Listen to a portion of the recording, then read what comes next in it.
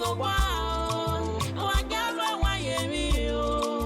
Wa galo wa yemi o. Ala de susu. Wa galo wa yemi. No, Baba. Never could do that. Never by man. Man, no. You are one in your whole day. So, you are bearable. I will say, boy. We haven't turned on your way. A people who want to have you that water. It might be possible for you. And you're back. You're back. The Apple will see it. Yakumba, a genetically, which you will be said. Who they at all? Man, don't laugh for it. I at all. Tonya, never fail you. We have a little Yaluania. I don't look at no one back or Bible. Who buy will not take my own company or Moyo or some who are already married. Oh, no, you look behind that book. Let me wear. I will more I have blue one. We will kill you. Kill you who want to know and might not back. Or book me out. The Kima. So loud and loud. You will be. What do you have my way? You need a keeping in my mama. Change your mind. Yeah, Baba. We'll see you. We'll see about. You are nothing for a support. You are in a very good one. I look at you or more. So why not I read in that? Oh, Baba. If you will, it's any young boy.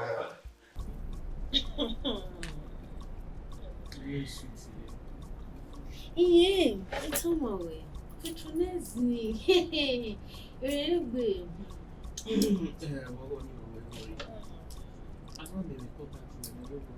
Yeah, one month. I saw my son. He ate a video. He didn't way. I feel a bag of it. Only 2 hours ago. Oh, man, the harmony story. He didn't so well. I'm very read that statements. Oh, sweet dear. Okay. Oh, ma, oh, ma, oh. Oh, ma, oh, ma, oh. Why shall I see my oh? Why shall I see my lady friend? I will never forget my hey, Rapoyo. Yeah.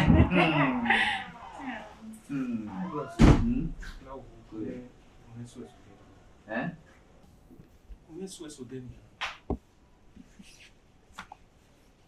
More giver. La wari go men. Ah. Wari go men. We're playing what you women. Huh? Why we make it move? Make carry go nowhere. Oga time we can have been agena. Otun ehinia. Otun eyihin. Otin me ewedihin. Ta we mi otenten. E go na atu ehin wo wa sin what o mana tie me ni dogwe. Brother. Otin. Ahia odo. Me we gba ga popa. Mo wo tun ehin. I said why dey go me o. Ha. Brother la ogun yeso we. Be ya la de won ya. You know ya stop pick up ni ya wodo. Be no stop pick up. Ya be ni.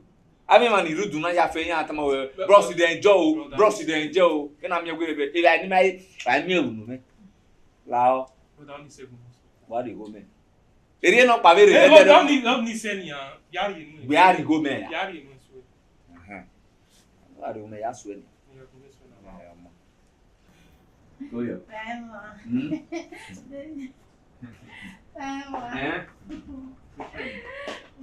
Wagalwa wa yemi o.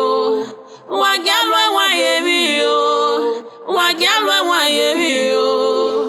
Ava de susu. I don't know if they fit do something like this. So, now wow, you strong like this. Now wow, they pay me my money, my go. Why you too sweet? They pay me my money. You supposed to put Jara safe. You want kill me? How my legs they pay me? This thing they pay me. But normally the way you take this no one for this out. Now wow, as in you too sweet. Normally, The way you just take the shot, you want make it man know wetin dey sup. You know it's you. You sweet. As in, I say it is strong. Ah, my legs they pay me. They pay me. I beg, pay me my money. They go. I beg, give me my money. I'm not coming. You suppose even add Jara. Calm down. You know it's you. Now Calm one down. we talk, nothing you do. Only you they do 5 people something. 5 people. One rank they do. You don't do 10. I beg, I don't tire. Pay me my money. They go. I beg. No problem. You are junior for transport. Now, no to I talk beg, down. my legs they prepare me. At least me take bear milk. As I Okay. dey go my drink. Alright, I don't tire. if I But dey you stop sweet, to- sha. You sweet. I beg, stand up, make you come dey go. Wait now. Ah, go for it. Sam. Let me stand. Man, I go to the play you for here.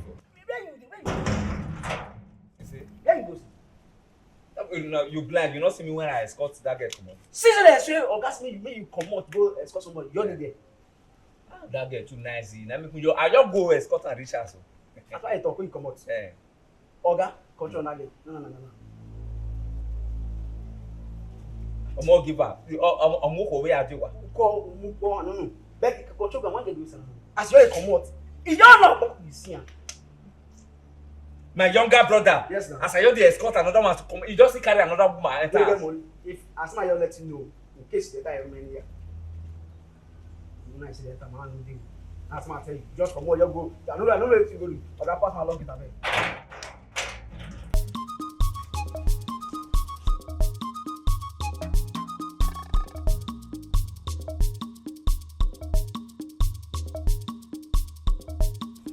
More give up.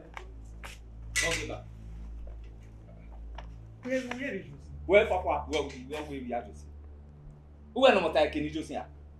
You know, na go game on. See. It is where so far. Or my na swear so far. Brother, you swear super. Where can we? More give up. Only after now. More give up. More give up. Concern you. Let's go Who else now. swear? Hold on. Who else swear now? Nigga where swear. More give up. Or pin where give more tian where. Who guy to make him go away? This is not go away no. Who guy only message him go why? Do we not go give more? Who guy message him go why? Who guy message him go why? No move make am. Collect some. Huh?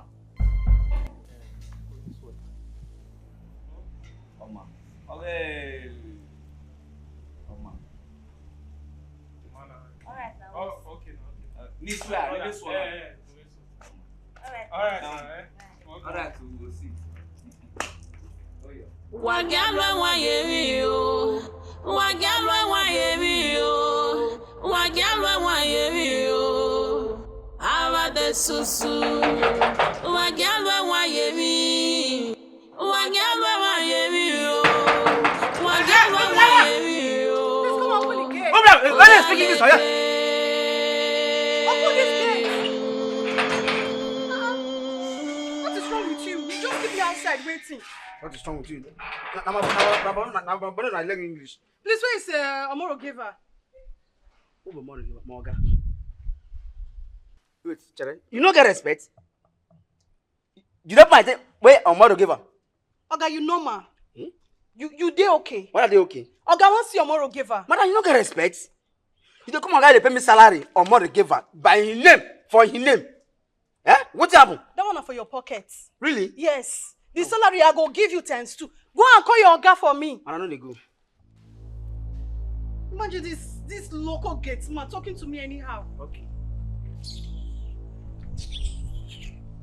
Yes.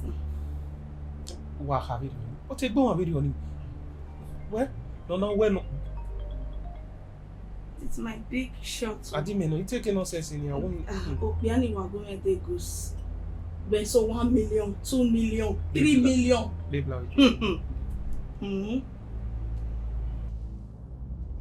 Please, Omoro Giver, I'm at the gate. Come and take me away from this place. Eh? Look at this your stupid gate man talking to me anyhow. Come and take me away from here. Are you okay? No, calling me. Well, ni agege calling like You go eat your eye. You don't call him. Madam, you don't call him. Look at how tattered you are. Hey, today I'm tata. I'm Dirty tata. gates, I'm man. tata, my sister. Come go now. Come enter my see. I'm mother giver. My oga. You know fear. Oh, where's the mother giver? Just shut your mouth. Man, shut my mouth, madam. Madam, come enter my see. I'm mother giver. Nonsense gates, man. You can't even take care of yourself. You are talking to me. Yes. Madam, come enter now. We know who get this house. Who be the real gate man, the GM of this house. Come What's enter. this guy now? Eh? You don't do things like that. Come on, hey baby, they need to get me. Name your turn. Why? Eh, wo me ni ka me no gu me wo sin me o mai do ka ma me ye we no yin ma we ni ya mi o. Okay. Mo be ni mo je ete. Yeah.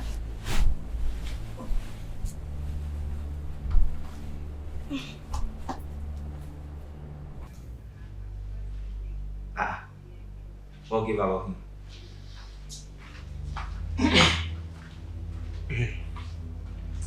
Bawo ko mi ari gidi. O se me ri ha me ge wa. Don't say we're not reggae you. Be go baba. Ko me go se me ro wa. Please. Let no reggae na no we ni ya ko na. O ko ko ni no ge go kwa ti ni. Gbe akin wa o ma no kin ya ka me ge ro wa. Igbeki na me mu eri kata ma we mu igbeki na. Ha? Bros now. Kumi ahia lao. Oma wari ni bai. Carry me. Brother. Me carry me no where? Eh, carry me only bai. Omo man ya me no. Ahia. Ya ahia o kila ja wo wa ahia ni na. Be ya ran do na ka bu we gwan bai. Eh? Wo kan wa ja wa bi na. Ma wa de me we na. Bên mấy chẳng kịp ba xe nào bù ghê ghê nhiều.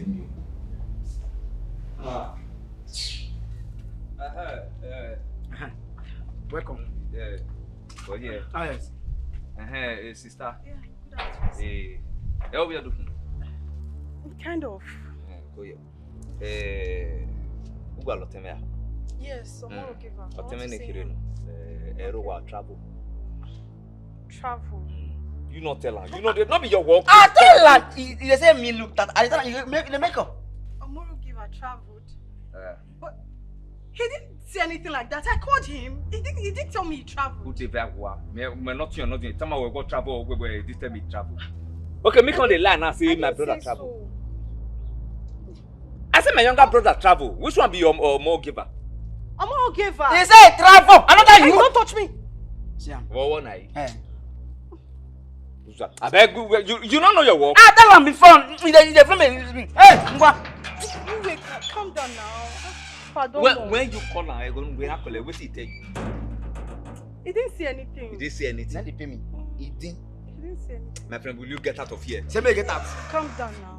Oh, my God, now. Calm down. Pardon me. Me go ni yari wa. Can you de ore?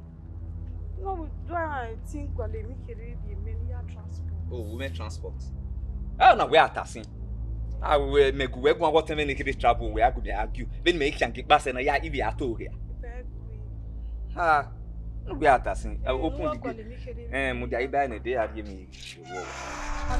Mudia buy.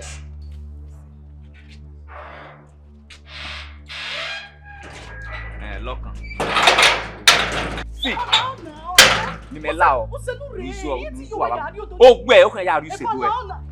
No open. See, if you open this gate. I don't try him. Bros, why they do like this now? Just say me. Why they come in, bros? Bros, good afternoon. Hey, good afternoon.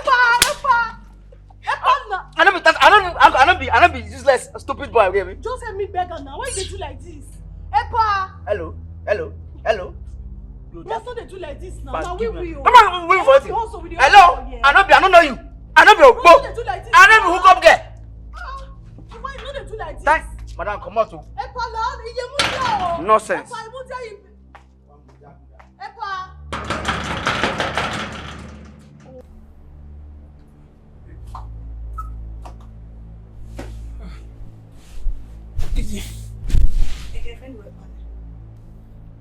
Go and call your girl for me. Hey. Like, are you talking to me? Do you have anything to say? On evidence. You are so shameless. Babe, Babe, even you think, yeah, explain, babe.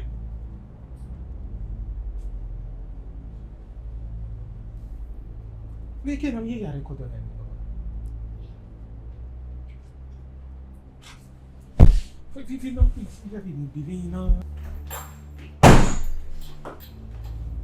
Julie.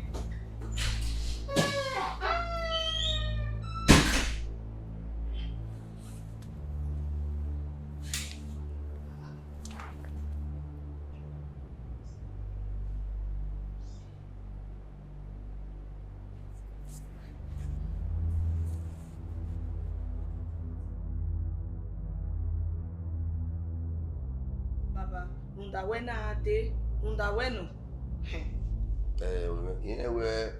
we se we uyu mu yo gbe me to be we ya ti o wa ruga ime mi we yo ha we bi we me to be me bo yeku kini mata yo mi wa ta ze we se uyu mu yo gbe ni o we la o eso no ro ni wa we mo no so ga ro yi because ime wa re do uyu we kinke ya fe no we ri we mo to yo to ga me ma support o fa we yi we me deba okay, amona.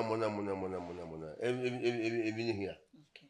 You know what to go with to power where we carry boy we call him off with it. It will change. Baba Oyayi. Oh, Chicago. I mean, that change. Ma, we will come and we move for Muyo Tony. Half will be. Okay, Papa. I went out boy. Did me go over there? Did I do to it? In my go when I can run nowhere. Did I? Huh? Oh, woman away. Huh? Ki amona. E no gba kiri wo. Ubega na we get we really metade na ega party. Huh? So ma gba. Oh yeah. Ovie se gbebo. Oh yeah. So o me la stop e o. Ki ne wa o ka we akeke de gbegbe down de gbegbe mu rawiri aju wo na. Yin me je wo ku. No papa. Wona na. Change. One has I madam really move you. Baba. Yes. Yemwe Also, I'm going to be a motor. You'll be me, I'm be. One of the was a man who was I'm going.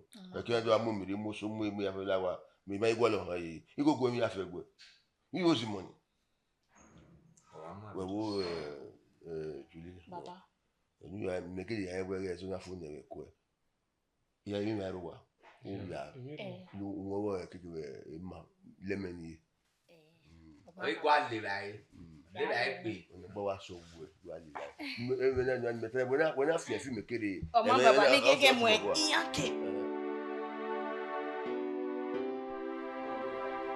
I'm walking. Walking. Then I walking. I might have work announcing at the what you walking. Where will you be now? Why will you? And you never know the men. Me mata mo genu gba le gori ni me. Me na be same yinu ya. We won me mo body mo bo na why ya. Aso kun den ya. To mo wa yo to no. Why you go? O pon afopon ni dele no ya ro wa. O ma fi wo re. O we so fe no vi o ke gbe na re. Dem nu we yi go dele na me mai. Wo mo bo gbe. Me gbe gugun ede. O we na ki pa ino ji go. Mene no nwa we no ino jigo. La do ari go menu rigo me, o we bia jigo. U gbe me ni go seme ya. Bros, you ma disrespect lawo. Ime go ni dey no. Ime employ we a. Ame wo me go ni here pay we quick here. Iri go no e ti ri enu. Why ya o? Mo gifa. Me gbe gugun abede. Ime go ni ari. Mo gifa o rigo me. Mo gifa. Mo gifa u gbe na gun mi gbe si me. Oma able were first to do, you know the pain. Second to do, he had the red. Third to do, he go cry. Hello, Sarah.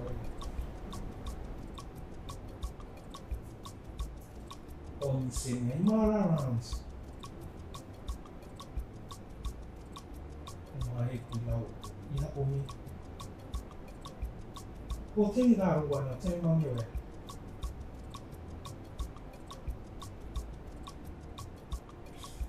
I don't need the transport in Ego. Tell me how they go no in here. You go in here.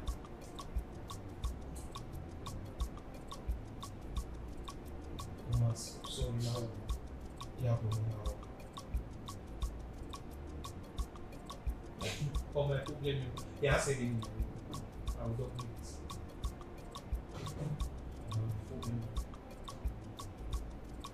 Miran is my own. We need to sit here and what's called the day we put out. You watch out for now. I don't know what's on the asking.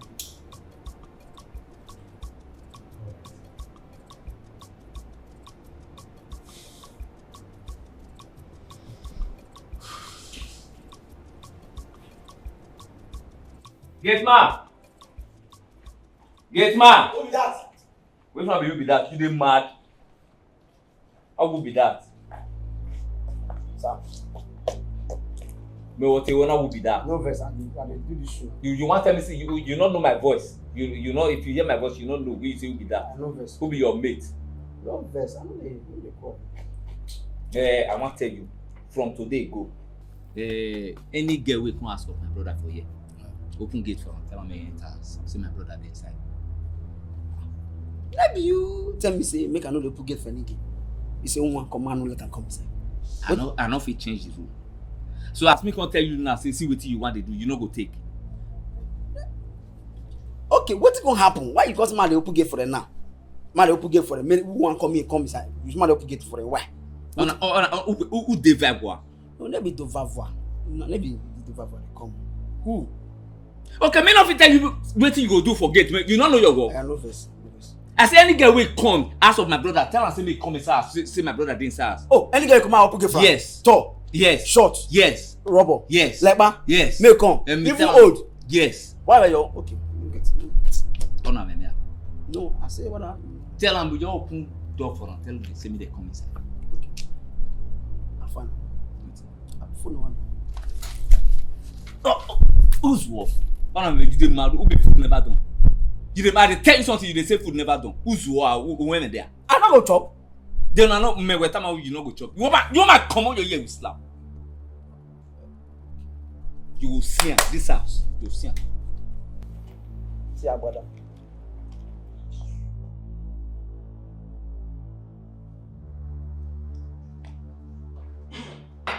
Papa. Mo gbene. Wewe agbakwa wona yin. Ewe kama wewe ahwo ayahwe. Ya yigwe. I go back to my place ni for me we. Okay. La we na tani o. Ni tani fi we o. Change. O pia o kun. Ni ya fe gba won wa we wo ni ya fe go e. Ni kan ni we no do ho pa yi. O pia ni. We can go. And I mo kisi. Mo ya yo ko e no gba. So we ni bu we wa ja is Your papa. mo e ka ma wo. Your papa West. Akona ya gba na baba wota ni wa iti me ki gu ade we zo ro ni wa we se we o ide I will not came ide e wa mo wa dagbo ni do ni. So we ko wa Degbueyi. Oh yourself. When you tell you, you come on. My papa, where see? Where you can move in, you know really need it. Wow, oh come away. One, make a preparation of that. No, violate the way. O tere boya auto. Okay, my papa. Ya ka me o magbe. My papa. So pe kenero ye gbe o ni correct na. Ani amo so correct. Afu egbo tere. Ya kare pagun ni. Oh, my papa. Pagun ni fiji. Oh my. When I you quota so wow, wa galo wa yemi o, wa galo wa yemi o. Hey Julie. How the susu. Ojo, why here? Today like no ọ̀gá ẹ̀ nù. Oyo. Oh, ya ti su e pe so na meri ne. Oyo. What dey do me? Ya me miss we sha. Ẹ ti gba le mi ro pa o. Oh, wait a minute. Oma. No, dear, after na. No, dear, after na. Ulwesi. Take care of yourself. Yeah, we. Good job. Bye. We are do. Yo. Deo, who no ma. Okay.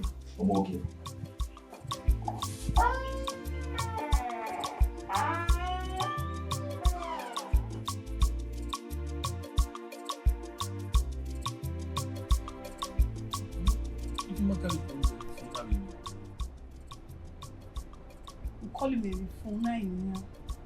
Where can you yami yado? Me not call you where. First, woman didn't tell me ropa. Who not go be a red gate? Who walk there? That time me na who imia. Ekini aje. Ifa kan di op. Dami, we o bi ido ato bi ma.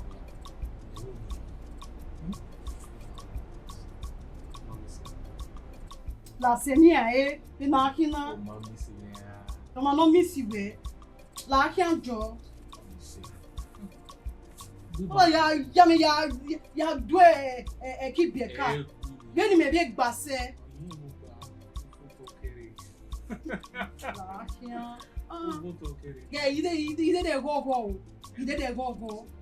When you go me miss you there yo. E client me you know wa amutia kemi. U pick call me uma tell me ropa. Ina do amutia. O pick wa la dian ban. O twegi la dian where we travel. Where only go me miss ya. E kama we emu. Yeah, hot cake king. Edi gan. Yeah, you go need one miss there yo. Who can wa carry me? On your pa. Who wa carry me? Lady boy the problem. All why the problem? Because you go ya gba ogegbe. Adi boy the problem ke no problem. Where you need to go Ladiana.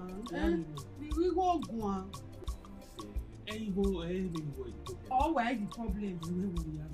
You can't promise you. Where you Life bed in here. Bed, don't need a problem. Well, when you like bed, you want like bed. Only when I'm anything. So far, on a kevoga derio, who will carry me? Who carry me? What's all this? You know your way, ya track are you say when you walk basse. You like bed, you go who the air could be on now, you didn't walk away.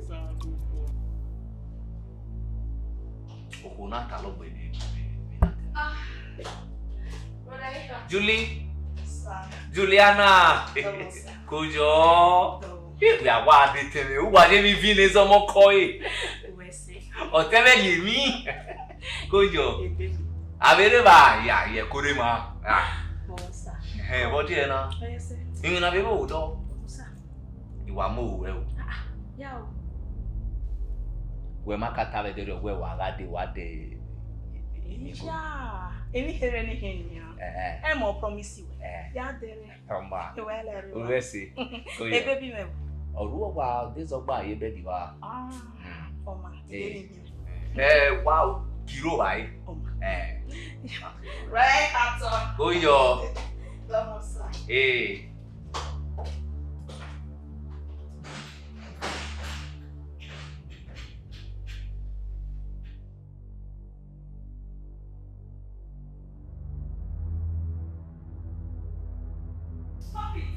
Stop it! Why you are always sorry when you are not sorry. Please! Nicole, where? Nika call you when? Me call you when me tate. For what now? Then this one call you when me tate over. What happened on rubbish? I'm sorry, we need some. Hey, please stop it. What's on you? When we jamen, Egui, I wouldn't egui. I wouldn't egui. Now we are going to go. e kori e we nena. O dere kinu. De kinudo. We dere kinu we do a. Omo ge ba de kinudo. We dere kinido. Obe wa. Bi me no we go de o ma mu ye. Mo be wa brother. We se wa o silo. we se sinu ma wo yesi. Oh, what am I saying? We are you was about me. Siloka silona si abe ni ati ahie wo we dia. O si le dia de wa. On your man, hey, woman.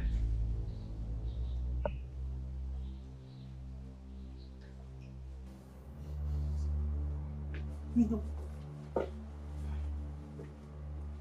I want to give her. I don't understand. What's the meaning of all this? They kill we don't hear me ya do me mana. I want to give her go on. We na kina. What the business me we yakua? I'm talking to you, young man. Please don't set in the nakina.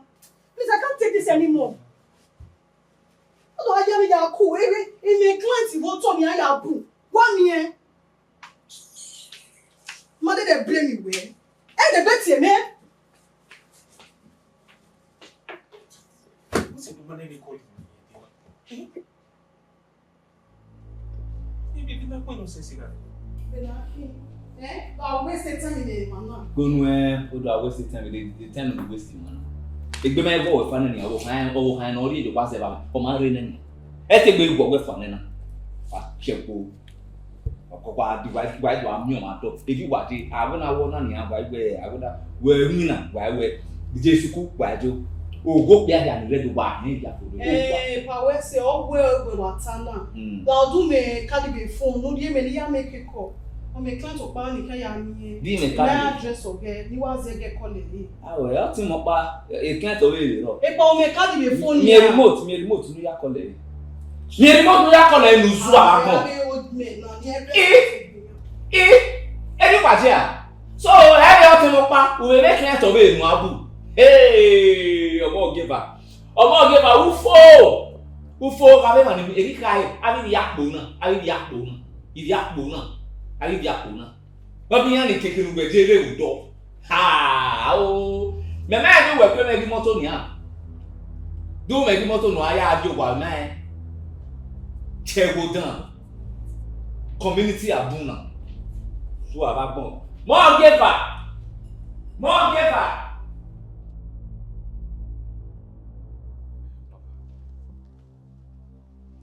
More giver. More giver. Oh, you here. So, what did they hear? In your what I'm in your name. Where do you took it from? When I'm in your name, when I'm your mother in your name. Every day, I repeat my woman will change. Yeah, where? They do you. They do you. Me what? Every day we are change. Every day we are change. And you will never change. What about that every day?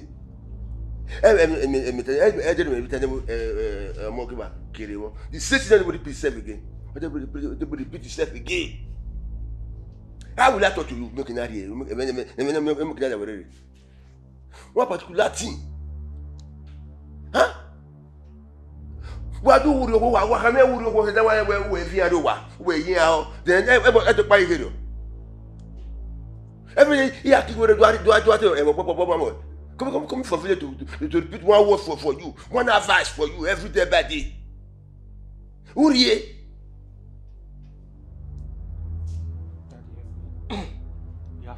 Usa, you are a liar. You will never change. You are a bungalow. Who change? If you worry at all. You are a sycophant. You are a big liar. I can never believe for you again for my life. Every day, what particular words to you, advice, Uriye. I will change. I will change. I will change. Idiot. I ain't lived left yet. Idiot. You are lucky when nobody do that.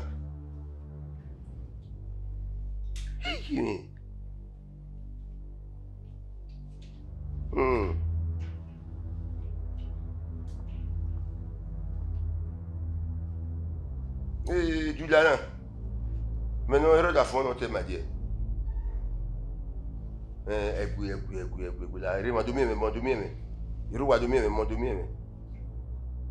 I know. Eh, my way back home now. I do me, no, my body, my telephone. Do me, mom. Okay. You can wait, well. I'm not going anywhere. You are. But what is the sex? Different women, sexy every day. What is the gain? What are you? Baba, Edero Katama where fi werie. Or like it would be. When it's a mess, Munda we no, munda imenya da we me so wana me gide gbe so wana. Wana kwemi, dedegbe. No mu reve na o mu reva kwe. Ilana. Lao. Imerebu do wedding more. We went time if we rebook, make you one chance. Like give one chance. One chance. All change. In them no way. We have near ya legano. You win in. Men no warrior more giver. Men warrior more giver too. Men no me go. Oh, no me go with you. Oh, yeah. It's not what you call for. It's try back. No buy. We will allow. Now we are doing one more chance. But not you way. Yeah, more. Yeah, where opposition will me only back by your way. No, ready to me area. No, can be in Mako. Will the boy in you are too suffer for this, my son. You won't be a hey, the man so far, you know how to pay one to read one. Oh, take one. Why going after women? You are being in one coming now. See, grateful. Baba, I can't forgive you that way, no? And this is the last time. Oh, the best soon. I knew. La worry. Yeah, you go one more. I will be going. And then you wouldn't even know what do you guys. Oh, do I get the life for me? Oh, I put in. It bring you up, me. I was more. Off with him, more. When I live. Oh, you can't continue doing it. I know me, my body. Oh, my, they are doing mamma. A vegetable. Walk back and see. Oh, my Baba. Later, you come here. Daddy, what else? You don't get sense. I guess sense. You don't get sense. I guess sense. Why be say if anybody come what call you for my picking you, they'll put gate for them. Wait, who cannot tell you don't go ask the question before you put the gate for them. And I walk now. One of the who come, I open gate, who go out, I open gate, who come out, you go. That's what it be now. I don't want them like that again. You go along. Whoever man that come here, as I say, okay, who do you live for? Man, who do you live for? Ask the front of it. If they say they live for, you go ask the guy, make a let come inside. Yes or no? Now my guy. Let say my anybody come, anyone will come, slim or tall, short, anyone. My open gate for. So I go put gate for. Wait, make I want you. The one we say your guy, so you like her. I don't like her more, but that's the one you go carry speed come house. For you. Who left for? Good way. What matter you never to advise your car. Play time of so we carry so no good. Moga the salary, my advice am. He got that brother now. As they allow you never get problem. If you pay you like her. If you get problem, you pay you again. But you get that brother now. You go. That one you might be. That one you might be. I want that money here. But now you born now. My fault. Chris, sir. This time next time, come up next time. Anybody who say one calling for picking again, ask the question before you go put it for you. You hear me so? I don't hear. But you should say, Namoga, tell me this can't see. Maybe you, but I don't hear what you talk. Who be me? Sir? Who be me? Moga, Papa. Maga, Papa. Who bought you? Who can not tell you? Now, what better you are? What you will live here for the time. Now they pay me, Pa. Let me tell you, okay. Next time, try me again. Sorry, sir. I'm not trying again. Sure. Thank you, sir. Now nobody should open. Now you know, let me know open for my nice happy. Anybody will come in, I know open from. My God Papa don't talk.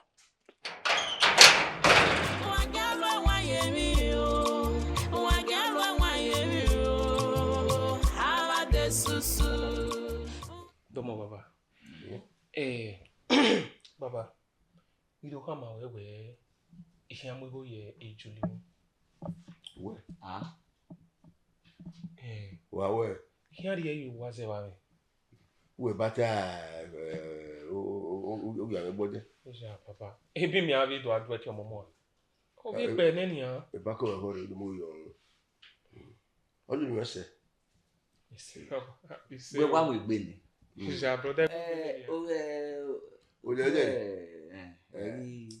brother ni se agbera wa ni neni.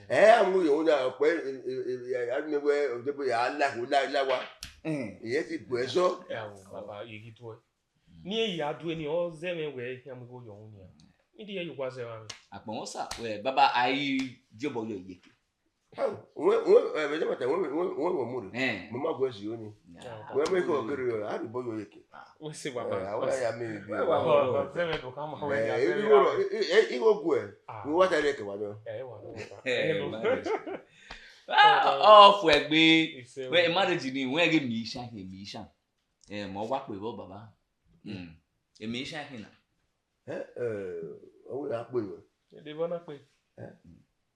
Uge won gi me. We ma wo kwa. Awa. Then why okay, who so tun ni mi sha. Who ya mo mi sha be bo. Ti we gbo to igwe en yo ru igwe my lo efe. Je me Di my lo efe. Joni re. Emi danu igwe na gbo gadu ya fe na bu yota. E ya fe ero wa ni. Ere gbo gadu ati yo. Ere gbo gadu ati yo do. Idiot. De mi so de we keku. De we wo No me o. Abo la yo be wa gbo. Mo e bi ma de. Àwọn ko ro wo ya mo yo adogun aka. Ka mi ahia we list na am bo yo àwọn aya de no de. Ni tan lo ri am mo na. We ma dey believe me we mi sha hin. Brother oni se. Oh, na ro bi me bai na we da egbe na ma like e. Otun aka we mari otemi awe mari ri pe ne. O ya we mi sha. Ma like e wo we ko wa. U like ma like u po wa. Who are winning Cuba? We don't so my kuyo. Ayo baba. Yo wo so na mo yo ma. Omo baba we se. Ya ihwan ya so ya su e ma we nu akon de baba ya su e ma ni so pa ma we. Baba Iru wa. E de le.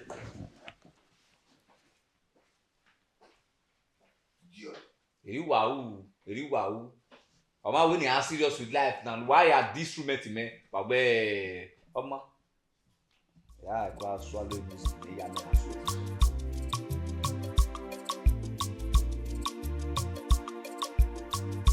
how you dey? So yeah. I can't tell you. Say from today, any girl will come. We say the kind of brother. Say in front my brother come. No open gate for us. Tell them you go back. From today, go. Why you confuse my career? You say any girl will come my letter in, then who they come and lock her out? Which one you talking? I said, now me first tell you say any girl will come, may you open door for them, may they enter. But now me they tell you say any girl will come from today, no open door for them, again may they enter. You go ask me why before you do this. Oh yeah, okay, why? You know why you say my brother want marry. My younger brother want marry Julie now. Julie want marry? Let me have the talk. That be the best wife. Julie, it's too good. They give. Let make you like him. They give. Maybe they give you like. Somewhere. All right. From today, no, they let any girl they come here. No, apart from Julie.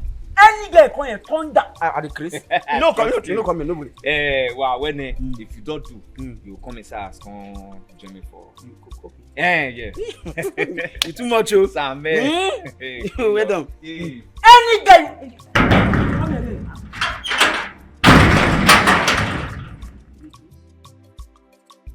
Yeah, babe. Finally, we are home. Yeah, you're welcome to the house. Where's in your father? Your dad? No. It's my dad, brother. Bros. Okay.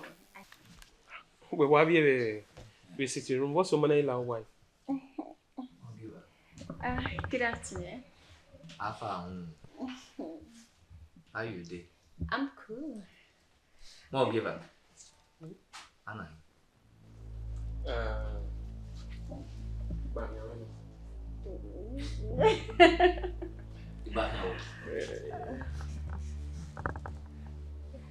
More give up. Who can I go live no be go? I had that man get keke. What near you? Now, you allow my dead with my way to sort in where I'm going to live. Yes, please. Okay. Yeah, baby. Oh, shit. I'm going to have you in.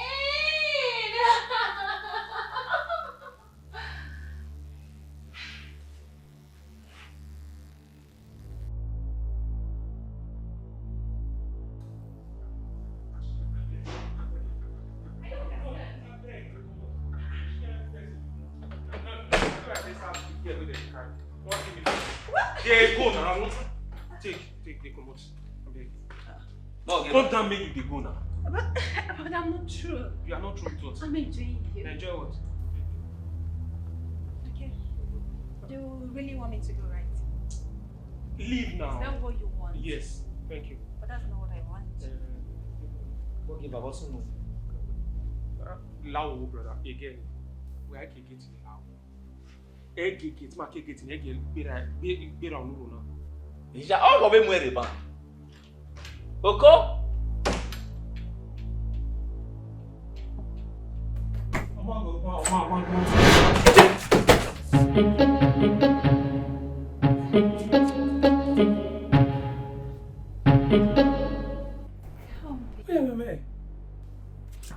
Brother! Brother!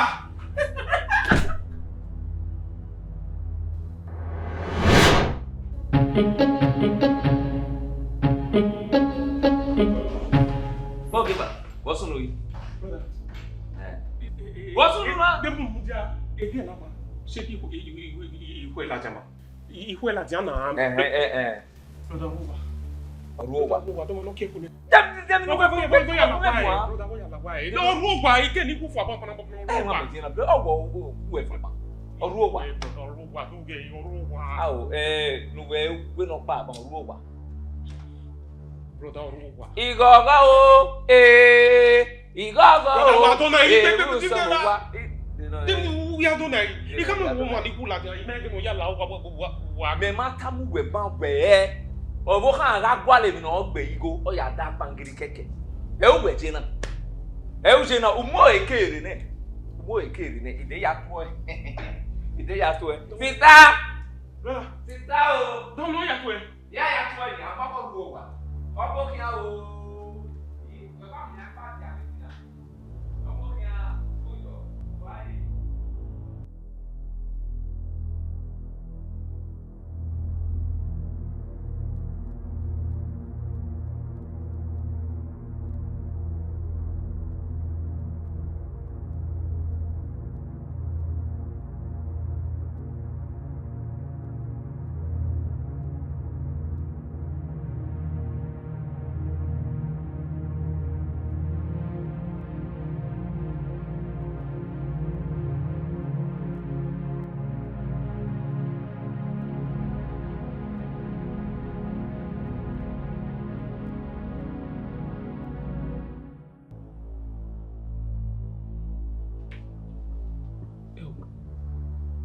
Mi o ko ni. Ai no le mo ri oni sha, mo lo ni na. Me we mi down.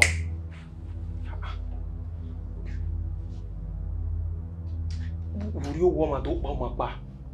Vivi na bi kon se baji.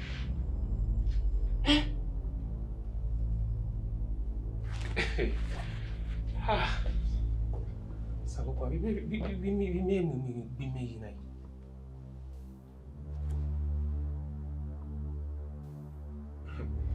Ai no le ni mo ri oni. Eyin ni.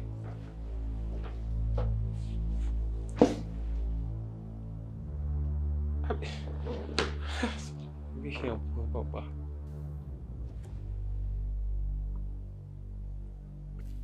Be help.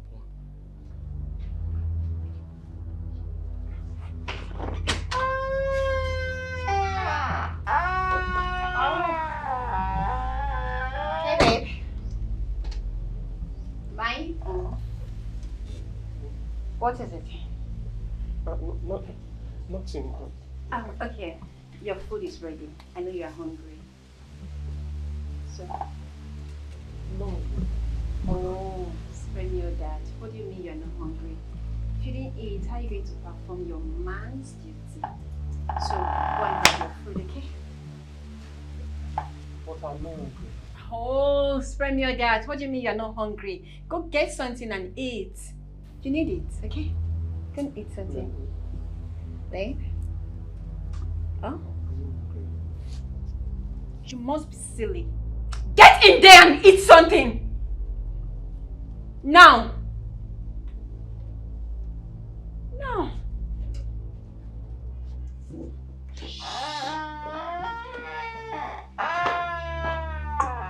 Thinking I'm not hungry.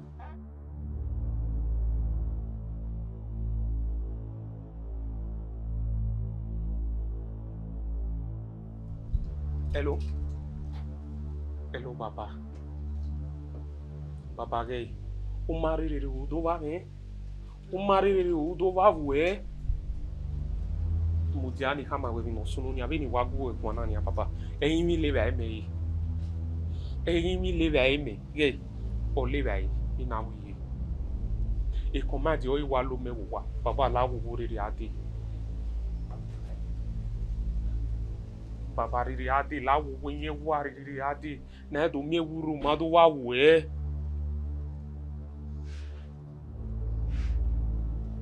Ma baba yin nka. Inyone.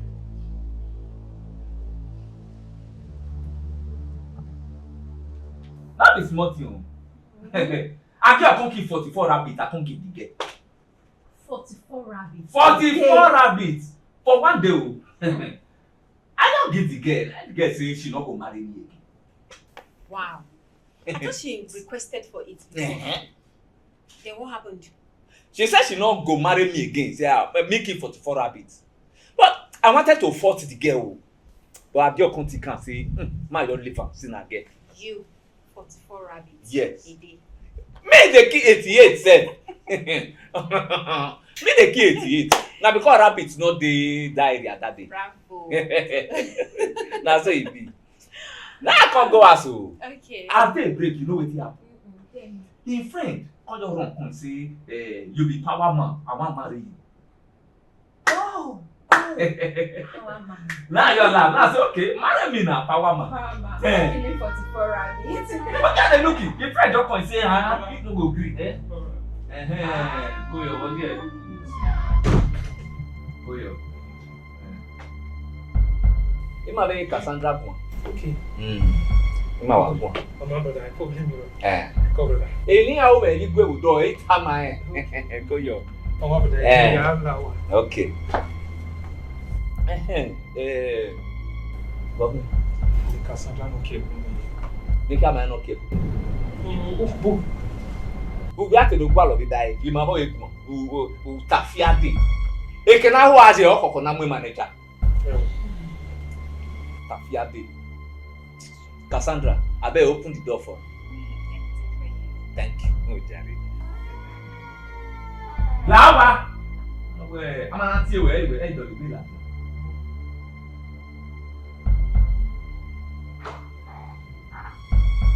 Every year, you have to buy it. No manner. How did they go? The girl say he wanted to fuck her friend. Now I just staged it. I just staged it. Yeah, no, not that. Cause he gets, hey, Jamel, you kill my sick back that day. What can you do? Oh. I just talk to you. Thank you. I beg you. Whatever my pikin do to you, I beg make you forgive her here. I beg. Now, small boy. You never said anything at all. I beg you. Yeah. Do you know what? I don't like someone disturbing my peace. Like, I so much love my happiness and my peace. I was on my mission. On a mission. Your son stopped me. Initially, I was restless on the way, looking for a place to relax my head. Yes. He stopped me and brought me here. I'm very, very comfortable in this house. Not until I'm done or I choose to leave. I'm going nowhere. That's it. Nobody should stop you, Abi. Now I'm okay about what I know. I mean, when I want to read, you mean, Emma King, I beg you. Yeah, beg. Whatever he do to offend you, I beg. That to make sure make. Epa, I say I don't want to talk. I know they like talk too much. I say I did on my own jejereje when you're picking carrying 2 legs, come meet me. He call me fine girl. He say you want to spend the rest of his life with me. No. I'm waiting him talk now. No, say make you go sleep there for holiday break. Now he talk tell you now. Make you go ask now. Epa, you know they dear. I dey respect elders. Not true, but that one. You know they dear. Your son say he love me. Yes. He say he go deal with me forever. Forever? As I come here, I'm very, very happy. Person get you as father-in-law, it's not bad now. No, I don't want to. He say daughter has office, make you come out now, be. If man tell woman say no, that can make it. Me the woman will come out now. Epa. Abi, you want collect? Okay. Make I share your own, give you. No. I beg you, stay here. I beg, stay. Stay, oh, stay. Yeah, remember. Aren't rubbish. When you buy? Who asked me? Listen, where are we? Papa. Me boy de boy. This I have my boy de boy. Papa. More give. So every affair me affair me boy. Mama, you can me one way. Oh, what I get it. That we get the fois. Get one here. Most people we want to go there. Ya, we die. Me the me say, "Oh, we go. Oh, you hear don't do. Hey, boy, you spirit. Ya, you want. Papa, ya the spirit you why?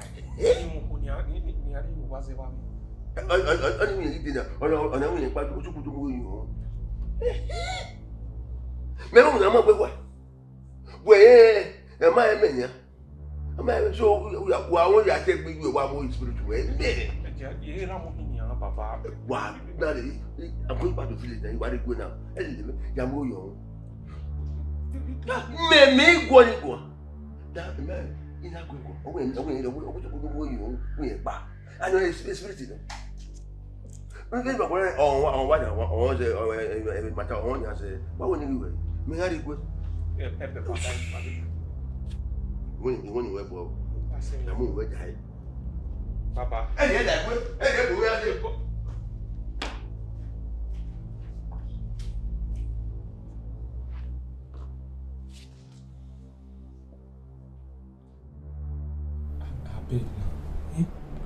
I beg. Call the courts. I beg. Come to mommy. Just come and make me feel good. See, I don't tire. I beg. I just want to feel your body. I want you to make me warm. Come to mommy. I beg. Call the courts. No tire. I beg. No, I can't go home. I want to feel you in my body. Come and make me feel good. Come. Come the boss. I no fit sleep with spirits. I no fit.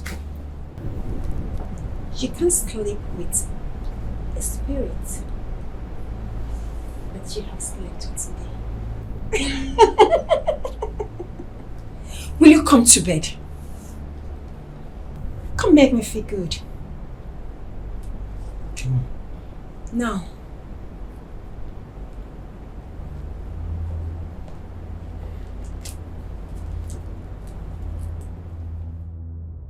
Not this month, you Cassandra. Oh, John will for my village. You can't say one marry second wife. Okay. I say one marry second wife now. His wife will be 84 years. He say lie. Oh, what to aja back when you quit at the demede? Did they voice soon now? How we quit at the diary by yen and not be of your money? Obe mujene. I can't tire for the deal. So what happened?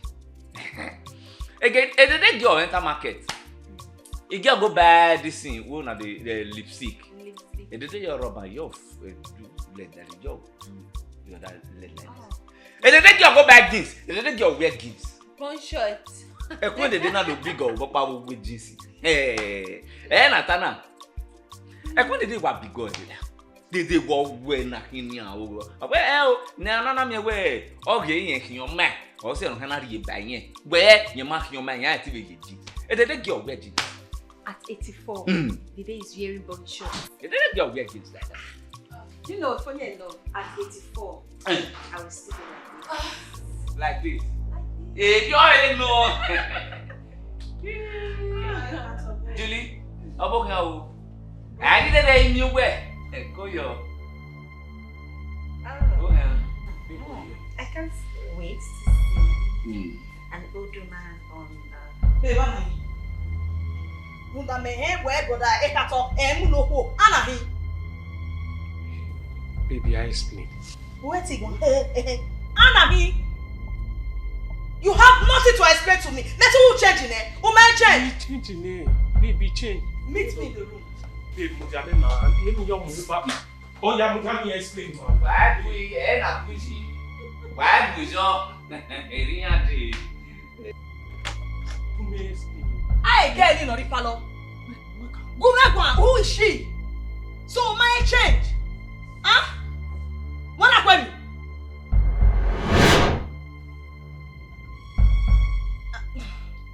Only explain my wedding.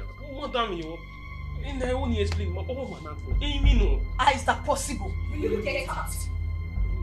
Imagine out.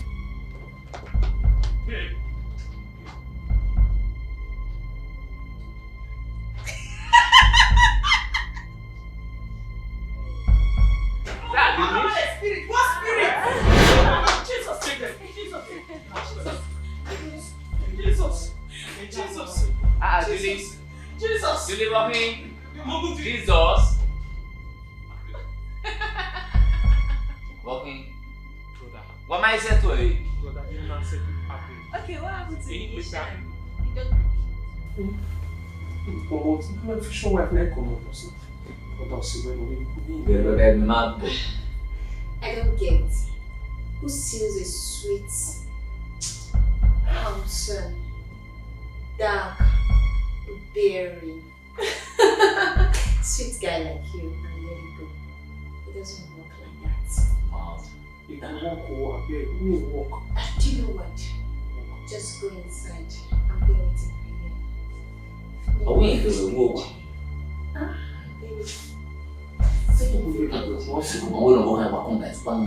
Baby.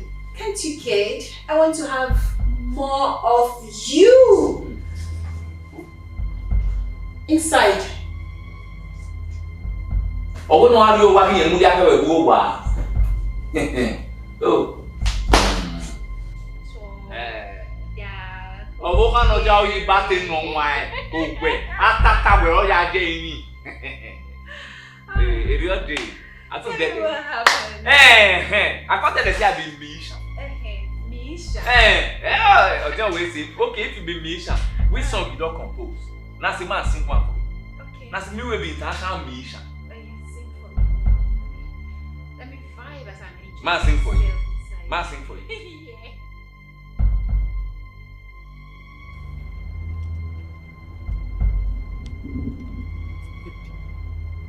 Hello? Hello, Baba. Baba, now we are David. We don't mean family imagine. Baba, we are okay. We can email you. Okay, email you na jena.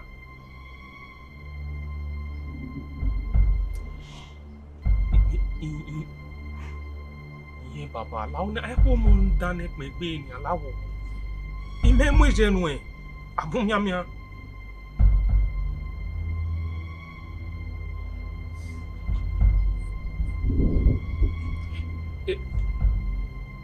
Oma didn't eat in a baba lao. Yeah, my papa why ya think ba lie ono na re me o ifi gbere ni papa ifi gbere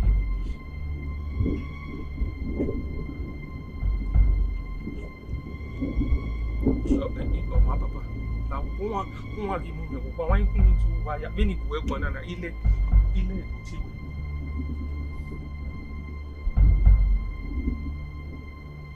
my papa you no rí kon we ta yin pe mo si e igbe yin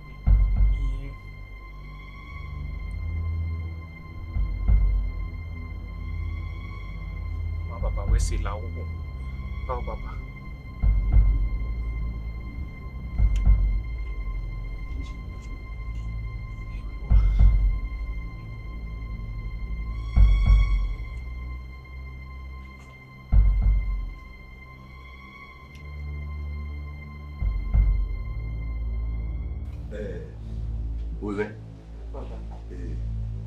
oui, il y a un veste ma boue.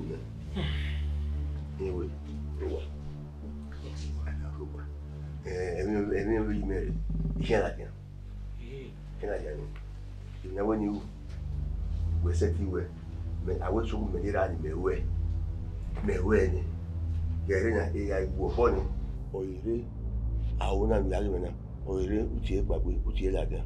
Àwòrán ya rẹ̀ òbí àwọn kìlì sí ti rí àwọn òbí àwò wọn náà bẹ òbí àwò náà ẹni ẹwù ẹyẹ rẹ ni níkà òní náà sẹ́yìn ẹwù ẹyẹ rẹ ni ọdà sọ ọlẹ fún wa. ọwọ́ àpàbí lọ. àwọn ènìyàn kì í wọ́n mú àwọn ẹ̀kì wọ́n mú ẹ̀wé ìyàwó yòókù nípa náà pé ìlàjẹ̀ bọ́nà ó rí àwọn orí ẹ̀yẹ òbí àwò rẹ ni mẹ́sàn-án wọ́n bẹ òbí àwò rẹ àbọ̀ tó àbọ̀ ẹni ẹwù ẹyẹ ìbí náà sẹ́yìn ẹyẹ ẹni òrí yẹ wọn náà so that I mean no pami yeah we na wa pa re bore ya fo bi ya bi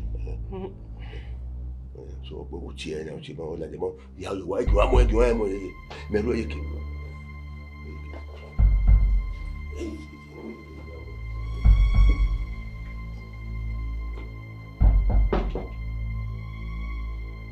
ẹ̀yin kìí náà ẹ̀yà kìí sọ́kọ̀.